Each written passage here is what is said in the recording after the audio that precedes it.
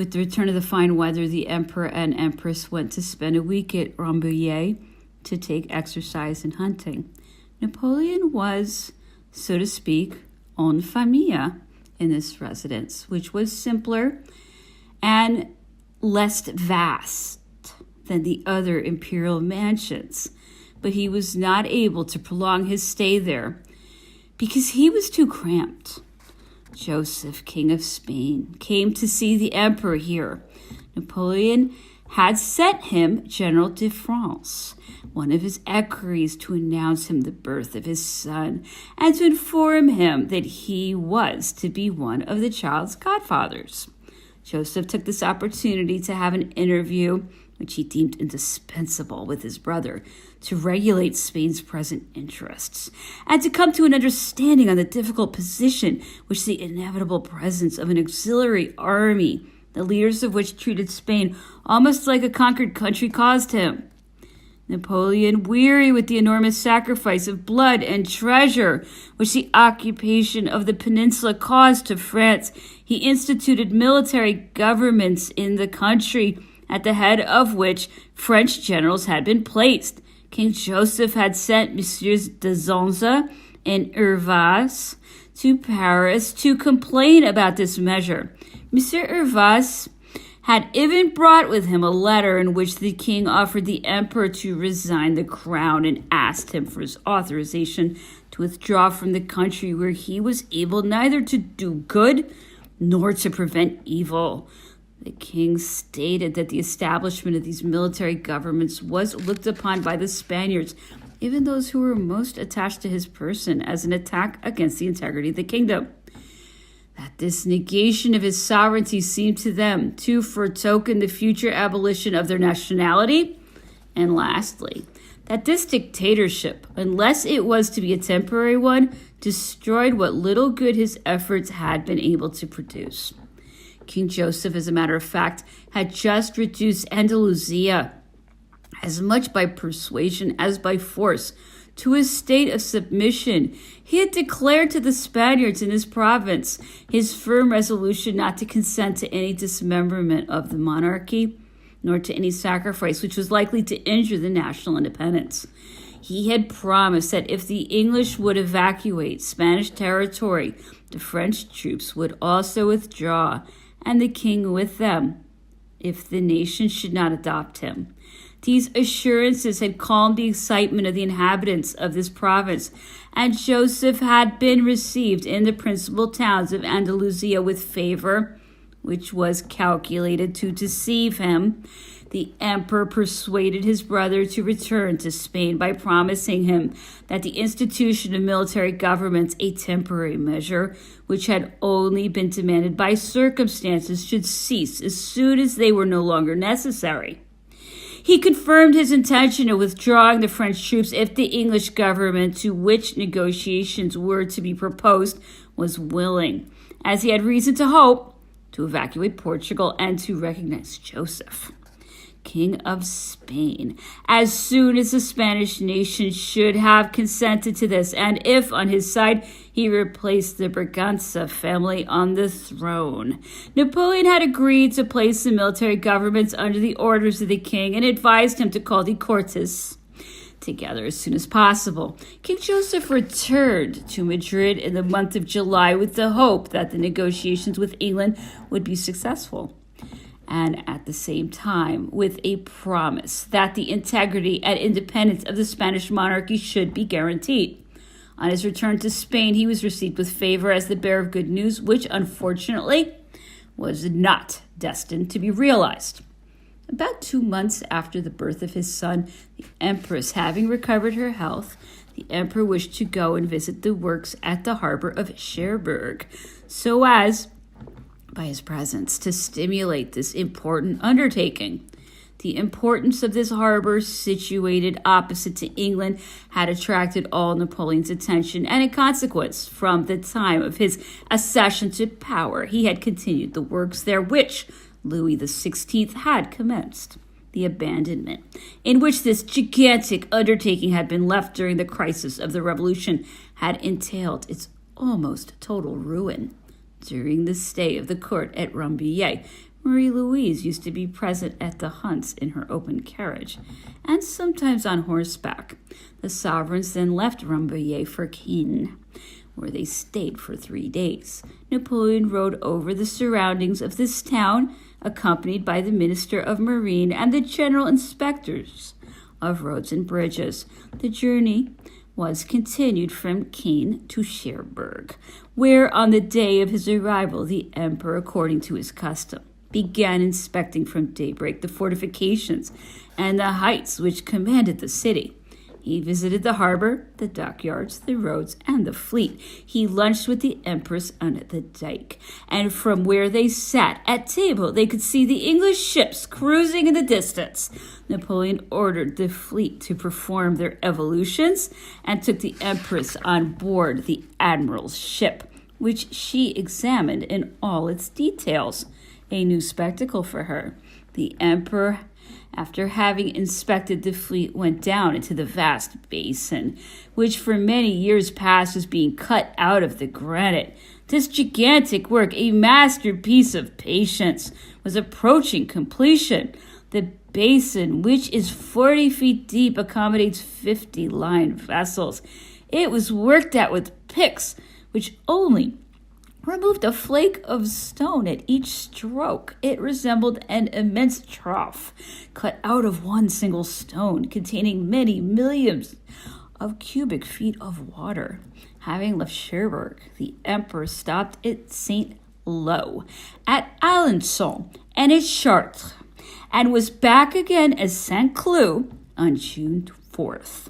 This little journey, which lasted 3 weeks, was the rehearsal of a longer journey which Napoleon proposed to take in Holland, and for which he was preparing the empress. The health of this princess had been shaken by a most painful confinement, but she was now completely restored. Useful measures and acts of benevolence by which the cities, which their majesties passed through, profited, as well as almsgiving, marked their passage everywhere. Apart from the grants of assistance and the pensions which the emperor awarded on the funds of the civil list, I was charged to keep a cash box to which the treasurer of the crown paid the sum of 10,000 francs each month. This fund was used in connection with the presents or charities which Napoleon distributed, and which I paid over on a verbal order transmitted to me by the aide-de-camp or the equerry in attendance. These expenses were entered into an account book, which the emperor checked at the end of each month. The emperor and the empress were everywhere received with enthusiasm. The birth of an heir to the name and glory of Napoleon had increased his popularity to the highest degree. The mother of the King of Rome shared in these manifestations of affection and knew how to respond to them by the amenity of the reception which she accorded to the authorities and inhabitants of the departments. Her Majesty's return to Paris was hastened by the approach of the fêtes, which were being prepared for them at Paris, at St. Cloud, and at Trianon during the journey to Cherbourg.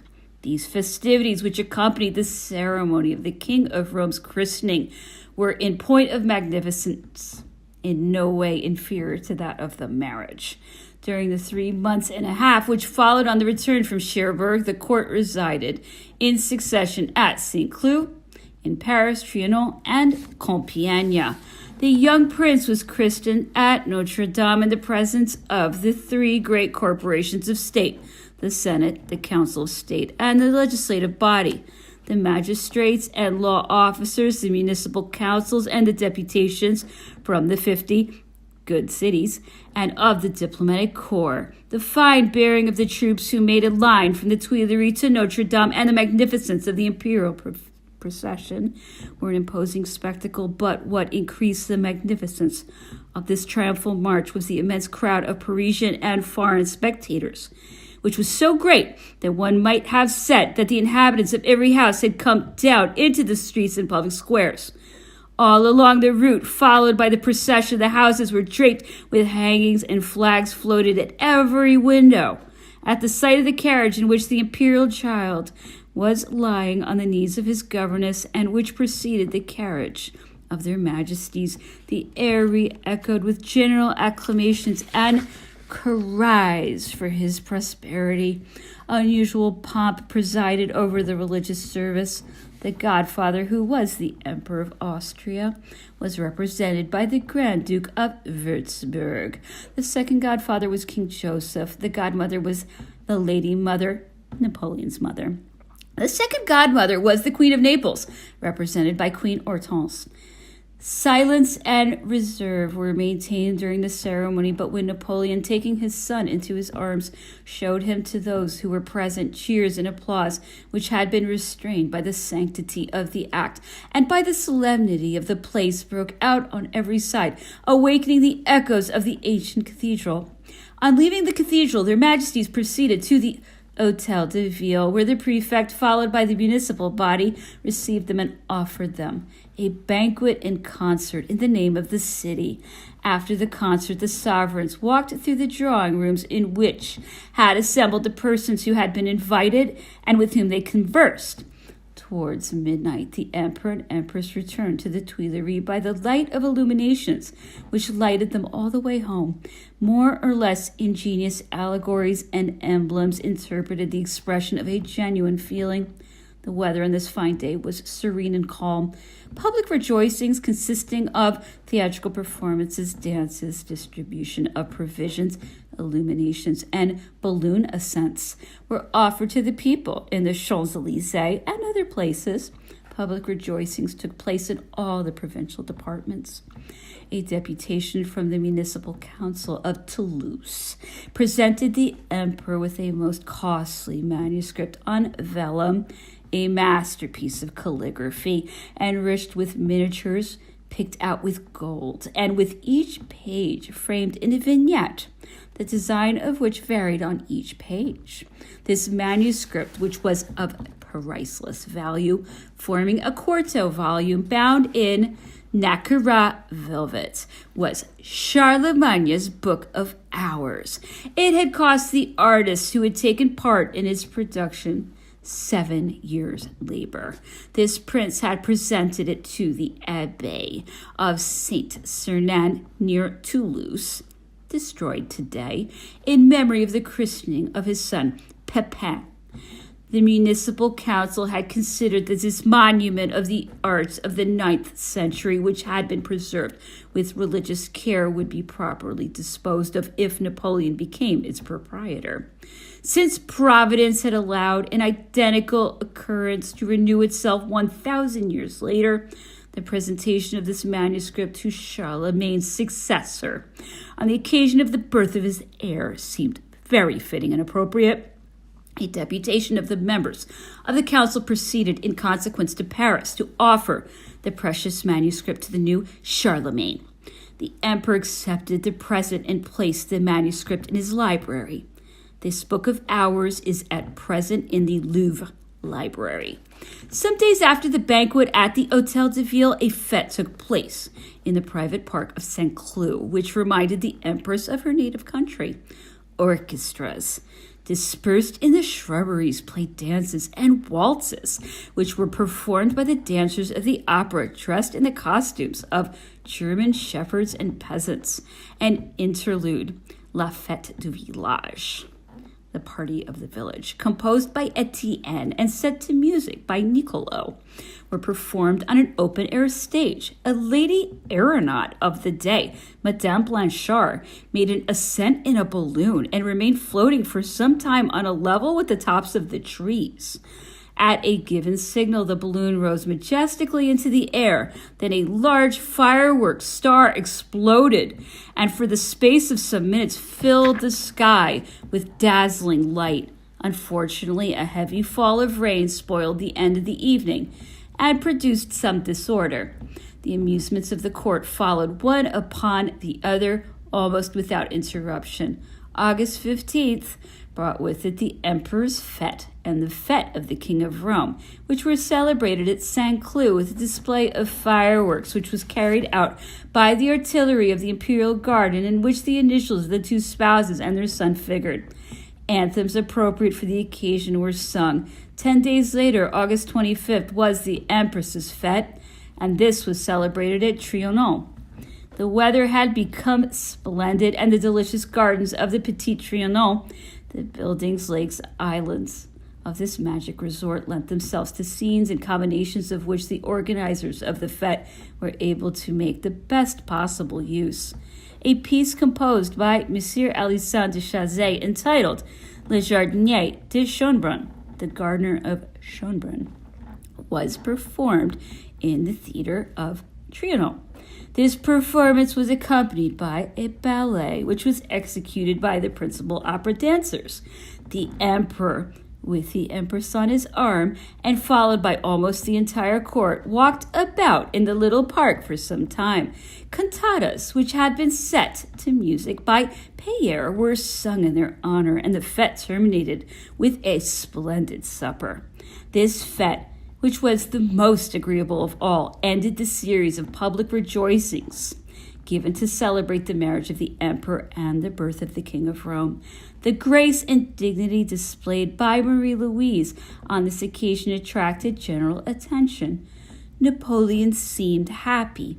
He was affable at home and affectionate towards the empress. When he found her grave, he amused her by good-humored remarks or disconcerted her reserve by embracing her in a cordial and hearty manner. In public, he treated her with great respect and with a dignity which did not exclude a sort of noble familiarity. His manners to her in general expressed an affection full of confidence, at the same time wishing to preserve in its primitive purity the innocence which had so much charm for him, and to remove from her the suspicions which French lightness usually admits. Napoleon had established in the empress's household an order of service by which she was so fenced in that one might have thought him jealous. Marie Louise's timidity, her love of family life, her mistrust of herself, and the prejudices with which she had been inspired against most of the persons at court and against the spirit of mockery, which is so characteristic of the French, kept this princess away from liaisons which might have displeased the emperor, and which, moreover, had no attraction in her eyes. The habits of favoritism in which she had been brought up, and which in her isolation she needed, were bestowed on the lady who, by the advice of her husband, was admitted to her intimacy. The attachment which she conceived for the Duchess of Montebello, her lady-in-waiting, filled this void. Marie Louise never chatted familiarly with the persons attached to her service, but, however, always treated them with indulgence and kindness.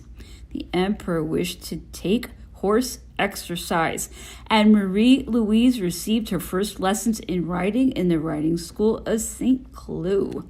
Napoleon used to walk by her side, holding her hand, whilst the equerry held the horse's bridle. He calmed her fears and encouraged her. She took advantage of her lesson, grew courageous, and ended by being able to keep her seat very well. When, to her master's credit, she had become a horsewoman, the lessons were sometimes continued in the avenue of the private park, which led out from the family drawing room, so called because it was adorned with portraits of all the members of the imperial family. Napoleon, when he had a few minutes to spare after lunch, would send for his horse, get on horseback, dressed in silk stockings and buckled shoes, and would ride by the empress's side. He would excite her horse and set off at a gallop, laughing heartily when she cried out for fear of falling. It is true that this danger did not exist, for grooms were standing all along the avenue ready to stop the horse and to prevent a fall.